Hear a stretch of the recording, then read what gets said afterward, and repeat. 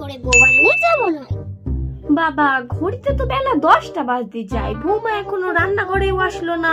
দেখে আসি তো একবার বৌমা কি করছে। বৌমা বৌমা এখনো ফোন নিয়ে হাসাহাসি করছে। বলি বৌমা। হ্যাঁ মা বলুন। বেলা তো অনেক হলো, দুপুরে রান্না কখন হবে? দুপুরের রান্না? ও মা আমি তো এখন ডায়েটে রয়েছে, আমি এখন ওই অয়েলি চ্যাপচ্যাপানি ফুড টুড খাবো না। হ্যাঁ এটাই ডায়েট কন্ট্রোল করছে আর আমার ফিগার নষ্ট হয়ে যাবে। মা ওর থেকে এক কাজ করুন, আমাকে একটু চিকেন স্টু করে দিন হালকা করে, আর অল্প করে কটা ফ্রুট কেটে দিন। আমি আর কিছু খাবো না। সে কি কথা বৌমা, রান্না কি আমি করব?